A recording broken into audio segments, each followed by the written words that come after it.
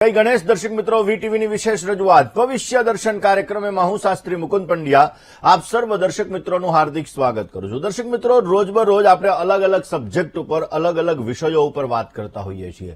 દર્શક મિત્રો આજે આપણે વાત કરવાની છે મંગળની મહાદશાની। દર્શક મિત્રો ગ્રહોનો સેનાપતિ એટલે મંગળ અને આ મંગળ મહારાજની જ્યારે વ્યક્તિની કુંડલીની અંદર મહાદશા ચાલુ થાય છે તો કેવા પ્રકારના ચેન્જીસ આવે છે, મંગળની મહાદશાની અંદર કયા કયા પરિણામો આવે છે। અરે દર્શક મિત્રો કોઈ દેશની પણ મંગળની મહાદશા ચાલુ થતી હોય તમને એવો વિચાર આવે કે ભાઈ મંગળ દેશ ઉપર કેવી રીતે મંગળની મહાદશા ચાલુ થાય। દર્શક મિત્રો કોઈ દેશ છે જ્યારે આઝાદ થયો હોય તો એની આઝાદ દેશની કુંડલી બનતી હોય છે અને એ કુંડલીના આધાર ઉપર આપણે નક્કી કરતા હોઈએ છીએ કે આ દેશ છે એને આ ગ્રહની મહાદશા ચાલી રહી છે અથવા આ ગ્રહની મહાદશા આવવાની છે। દર્શક મિત્રો તો દેશની કુંડલીની અંદર પણ જ્યારે મંગળની મહાદશા આવે ત્યારે દેશની અંદર પણ કેવા લાભ કેવા નુકસાન થાય છે। દેશના વડા એટલે કે વડાપ્રધાન હોય, રાષ્ટ્રપતિ હોય, એની કુંડલીની અંદર પણ જ્યારે મંગળની મહાદશા ચાલુ થાય તો કેવા પ્રકારના પરિણામો દેશ ઉપર, દુનિયા ઉપર અને એ વ્યક્તિ ઉપર પડતા હોય છે। આ દરેક વિષયો ઉપર આપણે ચર્ચા કરવી છે। મંગળની મહાદશા વિશે વિસ્તૃત આપણે ચર્ચા કરીશું, પરંતુ શરૂઆત આજના પંચાંગથી કરીએ। દર્શક મિત્રો આજના પંચાંગની જો વાત કરવામાં આવે તો આજે તારીખ 12/8/2025 અને ખાસ કરીને જોવા જઈએ તો આજના દિવસની અંદર મંગળવારનો દિવસ બની રહ્યો છે। શ્રાવણ માસ કૃષ્ણ પક્ષ અને એની આજના દિવસની અંદર ત્રીજની તિથિ છે જે સવારે 8:40 સુધી છે। ત્યારબાદ ચતુર્થી કહેતા ચોથની તિથિનો પ્રારંભ થશે। એટલે દર્શક મિત્રો આજે અંગારકી ચોથ છે। જે લોકો ચોથનું વ્રત કરતા હોય, ભગવાન ગણેશની આરાધના કરતા હોય એ લોકો માટે આજે અંગારકી ચોથ છે। સાથે સાથે દર્શક મિત્રો આજે બોળ ચોથ પણ છે। એટલે બહેનો બોળ ચોથનું વ્રત કરતા હોય છે તો આજે બોળ ચોથ પણ છે, આ વસ્તુનું ધ્યાન રાખવું। પૂર્વા ભાદ્રપદ નામનું નક્ષત્ર છે જે સવારે 11:50 સુધી છે। ત્યારબાદ ઉત્તરા ભાદ્રપદ નક્ષત્રનો પ્રારંભ થશે। દર્શક મિત્રો બવ નામનું કરણ છે અને મીન રાશિની અંદર ચંદ્રમાનું ભ્રમણ રહેશે। એટલે કે આજના દિવસની અંદર જે કોઈ પણ બાળકોનો જન્મ થશે તેમની રાશિ મીન રહેશે, જેના અક્ષર દ, ચ, ઝ અને થ રહેશે। તો આજે જન્મના બાળકોનું ભવિષ્ય સુંદર, સુખમય, આનંદમય, હર્ષમય, લાભમય રહે તેવી શુભકામના સાથે જય ગણેશ। દર્શક મિત્રો વાત આપણે કરી રહ્યા છીએ ખાસ આજે મંગળની મહાદશાની। દર્શક મિત્રો મંગળને ગ્રહોના સેનાપતિ તરીકે ઓળખવામાં આવે। મંગળ બહાદુરીનો કારક છે, મંગળ ઉર્જાનો કારક છે, મંગળ કોન્ફિડન્સનો કારક છે, મંગળ માંગલિક કાર્યોનો પણ કારક છે અને આ મંગળ અગ્નિ તત્વનો ગ્રહ છે। મેષ અને વૃશ્ચિક રાશિનો સ્વામી બને છે, મકર રાશિની અંદર ઉચ્ચનો બને છે, કર્ક રાશિની અંદર નીચસ્થ બને છે। આ મંગળ મહારાજ વ્યક્તિના જીવનની અંદર લાભ પણ આપે છે। જે લોકોને સેનાની અંદર જવું છે, જેને પોલીસની અંદર જવું છે, જેને સશસ્ત્રધારી દળની અંદર જવું છે, આવા લોકો માટે મંગળ ગ્રહનું પ્રભુત્વ બહુ જ મહત્વનું છે। દર્શક મિત્રો એવું કહેવાય છે કે કોર્ટ કચેરીનો કારક પણ આ મંગળ ગ્રહ છે અને આ મંગળ મહારાજ જે વ્યક્તિની કુંડલીની અંદર સારો હોય આવા વ્યક્તિને પોઝિટિવ રિઝલ્ટ આપતો હોય છે, આવા વ્યક્તિનું કોન્ફિડન્સ લેવલ પણ સારું કરાવતો હોય। પરંતુ મંગળ તમારો નીચસ્થ છે, મંગળ તમારો પાપાક્રાંત બની રહ્યો છે તો ક્યાંક ને ક્યાંક જોવા જઈએ તો કર્જને લગતી સમસ્યા, કોર્ટ કચેરીને લગતી સમસ્યા, કોન્ફિડન્સને લગતી સમસ્યાઓનું સર્જન થતું હોય છે।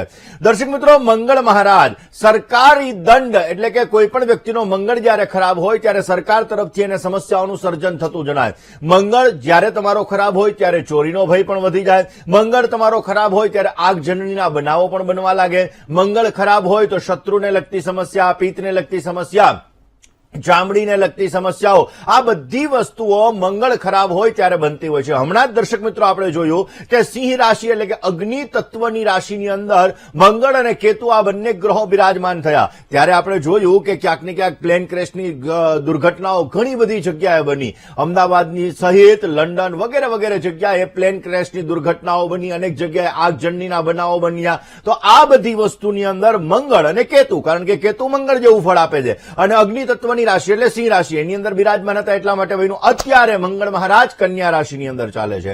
વાત દર્શક મિત્રો આપણે મંગળની મહાદશાની કરીએ છીએ। દર્શક મિત્રો આપણો ભારત દેશ સ્વતંત્ર થયો 15 ઓગસ્ટ 1947ના દિવસે। હવે દર્શક મિત્રો ખાસ કરીને જોવા જઈએ તો આ ભારત દેશની જે કુંડલી છે આ ભારત દેશની કુંડલીની અંદર પણ મંગળ મહારાજની મહાદશા હમણાં સ્ટાર્ટ થવા જઈ રહી છે અને આ મંગળ મહારાજની મહાદશા 3/9/2025 2025ના રોજ ચાલુ થશે. હવે દર્શક મિત્રો, મંગળની મહાદશા સપ્ટેમ્બર મહિનામાં ચાલુ થવાની. હવે કોઈ જાતકને મંગળની મહાદશા ચાલુ થતી હોય તો કેવું પરિણામ આપે, દેશને મંગળની મહાદશા ચાલુ થતી હોય તો કેવું પરિણામ આપે, આ જ વિષય ઉપર દર્શક મિત્રો આજે આપણે ચર્ચા કરી રહ્યા છીએ. દર્શક મિત્રો, ખાસ કરીને જોવા જઈએ તો કોઈ વ્યક્તિની કુંડલીની અંદર, કારણ કે મંગળની મહાદશાની સાથે સાથે એની અંદર અંતરદશાઓ પણ હોય. મંગળની મહાદશા 7 વર્ષની છે. 2025માં ભારત દેશ ઉપર ચાલુ થશે, 2032માં પૂરી થશે. ગુરુ મહારાજ અત્યારે અતિચારી ચાલી રહ્યા છે. આ અતિચારી ગુરુ 2032ની અંદર પૂર્ણ થશે, એટલે 2033 થી જે ગુરુની સામાન્ય ગતિ છે આ સામાન્ય ગતિ ચાલુ થશે. દર્શક મિત્રો, મહાભારત કાળની અંદર પણ ગુરુ મહારાજ 7 વર્ષ સુધી અતિચારી રહ્યા હતા. આ વખતે 8 વર્ષ ગુરુ મહારાજ અતિચારી રહેવાના છે. એટલા માટે દર્શક મિત્રો, આ સમયગાળો બહુ જ મહત્વનો છે. દર્શક મિત્રો, મંગળ પછી ભારત દેશની કુંડલીમાં રાહુની મહાદશા આવશે. આપણે બધા લોકો રાહુને એવું વિચારીએ કે રાહુ છે એ ક્યાંક ને ક્યાંક તકલીફ આપવા વાળો ગ્રહ છે, પરંતુ રાહુ વ્યક્તિને રંકમાંથી રાજા બનાવી દે એવી તાકાત રાહુની અંદર રહેલી છે. આપણે જોઈશું કે મંગળની મહાદશાના અંત ભાગની અંદર જ ક્યાંક ને ક્યાંક જોવા જઈએ તો આ રાહુની મહાદશાનો પણ આપણને પ્રભાવ જોવા મળશે, અને એ પ્રભાવના લીધે વ્યક્તિના જીવનની અંદર સારો લાભ પણ મળે ને ભારત દેશ છે અપની સ્થિતિની અંદર જતો જણાય. વાત દર્શક મિત્રો મંગળની મહાદશાની કરી રહ્યા છીએ. દર્શક મિત્રો, મંગળ મહારાજની મહાદશા વ્યક્તિના જીવનની અંદર સારો લાભ આપતી હોય. જો તમારી કુંડલીની અંદર મંગળ સારો છે, મેષનો છે, વૃશ્ચિકનો છે, મંગળ કોઈ પાપ ગ્રહથી દ્રષ્ટ નથી અથવા કોઈ પાપ ગ્રહ પાપ કર્તરી યોગની અંદર નથી, તો ક્યાંક ને ક્યાંક જો મંગળ તમારો પાપ કર્તરી યોગની અંદર નહીં હોય તો મંગળનું શુભ પરિણામ તમને જોવા મળશે. એ મંગળ તમને સારો લાભ અપાવી શકે, તમારા જીવનની અંદર જુસ્સો વધારી શકે, તમારા જીવનની અંદર કોન્ફિડન્સ લેવલ વધારી શકે અને તમારા કાર્યોને સિદ્ધ કરી શકે. મંગળમાં પહેલમ વહેલા મંગળની મહાદશા આવતી હોય છે, એટલે કે મંગળની અંદર મંગળની પ્રત્યંતર દશા આવતી હોય છે, અને આ મંગળની અંદર જયારે મંગળની પ્રત્યંતર દશા આવે ત્યારે વ્યક્તિમાં કોન્ફિડન્સ લેવલ વધી જતું હોય છે, કામ કરવાની ક્ષમતા વધી જતી હોય છે અને આર્થિક લાભ પણ સારો મળતો હોય. પરંતુ જો મંગળ ખરાબ હોય, એટલે કે તમારી કુંડલીની અંદર મંગળ ક્યાંક ને ક્યાંક નૈસર્ગિક શત્રુ બની રહ્યો છે, ક્યાંક ને ક્યાંક જોવા જઈએ તો આ તમારો જે ચાર્ટ છે આ ચાર્ટની અંદર મંગળનો જે સંબંધ છે એ 6, 8, 12 સાથે થઈ રહ્યો છે, તો ક્યાંક ને ક્યાંક સંબંધોની અંદર તકલીફો ઉત્પન્ન કરાવડાવે, તમારા જીવનની અંદર સમસ્યાઓનું સર્જન પણ કરાવે. મંગળની અંદર પછી રાહુની પ્રત્યંતર દશા આવે, કારણ કે મંગળમાં અલગ અલગ ગ્રહોની પ્રત્યંતર દશા આવતી હોય અને આ પ્રત્યંતર દશાની અંદર પણ લાભ અને નુકસાન થતા હોય. એવી જ રીતે દર્શક મિત્રો, આજે આપણે વાત ભારત દેશની કુંડલીની અંદર પણ મંગળ મહારાજની મહાદશા ચાલુ થવાની છે. હવે સ્વાભાવિક રીતે મંગળની મહાદશા, કારણ કે ભારત દેશની જો આપણે કુંડલી જોઈએ તો એ કુંડલી વૃષભ લગ્નની કુંડલીની અંદર રાહુ મહારાજ બિરાજમાન છે, બીજું ધનસ્થાન એની અંદર મિથુન રાશિનો મંગળ બિરાજમાન છે, અને મિથુનનો અધિપતિ બુધ ત્રીજા પરાક્રમ ભુવનની અંદર બિરાજમાન છે, અને એ જગ્યાએ સૂર્ય, શનિ, ચંદ્ર અને શુક્ર છે. એટલે આજુબાજુમાં પાપ ગ્રહોની સાથે મંગળ મહારાજ ક્યાંક ને ક્યાંક વચ્ચે દબાઈ ગયા છે, અને એના લીધે જોવા જઈએ તો પાપ કર્તરી યોગની અંદર આવી રહ્યા છે. અને એટલા માટે દર્શક મિત્રો, આ મંગળની મહાદશા, કારણ કે મંગળ સપ્તમાધિપતિ દ્વાદશાધિપતિ બની અને ધનસ્થાનની અંદર બિરાજમાન છે, જેના લીધે ક્યાંક ને ક્યાંક આ મંગળ મહારાજની મહાદશા ભારત દેશ માટે ક્યાંક ને ક્યાંક સમસ્યાઓનું સર્જન કરે. આજુબાજુના જે દેશો છે આ દેશો દ્વારા પણ સમસ્યાઓનું સર્જન થાય, કારણ કે આમે ભારત દેશ જ્યારથી આઝાદ થયો ત્યારથી આપણે જોઈએ છીએ કે જેનું વધારે રાખે, એટલે કે આજુબાજુના લોકોને વધારે પડતી મહેનત કરે, એને મદદ કરે, હેલ્પ કરે, છતાં પણ ક્યાંક ને ક્યાંક સમસ્યા ઉત્પન્ન થતી જ હોય છે. પછી એ કોઈ પણ દેશ હોય તો એ વ્યક્તિને ક્યાંક ને ક્યાંક આપણા જીવનની અંદર સમસ્યાઓનું સર્જન કરતો જ હોય છે. વાત દર્શક મિત્રો ભારત દેશની કુંડલીની સાથે સાથે આજે મંગળની મહાદશાની કરી રહ્યા છીએ. ભારત દેશની કુંડલી ઉપર વિસ્તૃત ચર્ચા આપણે કરતા રહીશું, પરંતુ મંગળની મહાદશામાં જ્યારે રાહુની મહાદશા ચાલુ થાય, મંગળમાં જ્યારે કોઈ પણ વ્યક્તિની કુંડલીની અંદર જ્યારે રાહુની મહાદશા, રાહુની અંતરદશા ચાલુ થાય, તો આવા વ્યક્તિઓને જો મંગળ સારો છે, જો રાહુ કેન્દ્રની અંદર બેઠો છે, તો આવા વ્યક્તિઓને બિઝનેસમાં ગ્રોથ સારો કરાવે છે. જેમ મંગળમાં જુસ્સો આવ્યો એ એક્સિડન્ટલી લાભ રાહુની અંદર કરાવડાવે છે. એટલે મંગળમાં જ્યારે રાહુની પ્રત્યંતર દશા ચાલુ થાય છે ત્યારે વ્યક્તિના જીવનની અંદર આર્થિક લાભ સારો મળે છે. જો મંગળ ખરાબ છે, જો રાહુ ખરાબ છે, તો આ સમયગાળાની અંદર એક્સિડેન્ટલી નુકસાન આવે છે, કર્જને લગતી સમસ્યાઓનું સર્જન થાય છે અને ક્યાંક ને ક્યાંક તકલીફોનો દોર પણ વધી જાય છે. મંગળમાં રાહુ પછી મંગળમાં ગુરુની પ્રત્યંતર દશા આવતી હોય છે.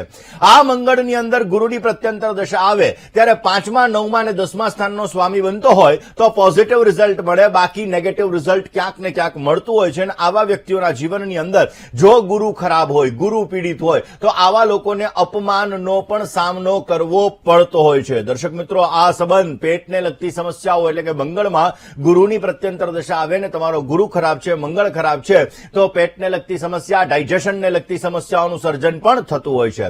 વાત દર્શક મિત્રો આજે આપણે ખાસ ભારત દેશની કુંડલીની પણ કરી રહ્યા છીએ. દર્શક મિત્રો, ભારત દેશની જે કુંડલી છે, આ કુંડલીની અંદર લગ્ન ભુવનની અંદર વૃષભ રાશિનો રાહુ છે. મંગળ છે એ પોતે ક્યાંક ને ક્યાંક આદ્રા નક્ષત્રનો બિરાજમાન છે. આદ્રા નક્ષત્ર કોનું નક્ષત્ર છે? તો કે રાહુ મહારાજનું નક્ષત્ર છે. હવે દર્શક મિત્રો, રાહુના નક્ષત્રની અંદર છે, લગ્નમાં રાહુ છે, એની મંગળની બાજુમાં એટલે કે પાડોશી દેશોનું જે સ્થાન છે એ સ્થાનની અંદર સૂર્ય અને શનિ જે નૈસર્ગિક શત્રુ છે, એટલે એ ગ્રહો બિરાજમાન છે, જેના લીધે આ સમયગાળો ક્યાંક ને ક્યાંક તકલીફ વાળો રહેશે. યુદ્ધ જેવી પરિસ્થિતિઓનું સર્જન થઈ શકે, ક્યાંક ને ક્યાંક બની શકે કે કોઈ બીમારીઓના ભોગ પણ બની શકાય, એટલે કે ક્યાંક ને ક્યાંક બીમારીઓનું પ્રમાણ પણ વધતું જણાય. હા, એક વસ્તુ છે કે મંગળની મહાદશા આવશે એટલે ભારત આત્મનિર્ભર બનવા માટેના પૂર્ણ પ્રયાસ કરશે. આપણે નથી કહેતા કે આપણા દેશમાં ખાસ કરીને જેમ વસ્તુઓ થઈ હોય એ વસ્તુઓનો ઉપયોગ આપણે વધારે કરવો જોઈએ. એટલે ભારત દેશની અંદર ક્યાંક ને ક્યાંક અલગ અલગ ક્ષેત્રની અંદર આપણે પ્રગતિ કરીશું અને એ પ્રગતિ સંઘર્ષનો પીરિયડ છે 2032 સુધી, પણ 2027 સુધીનો પીરિયડ છે વધારે પડતો ટફ છે.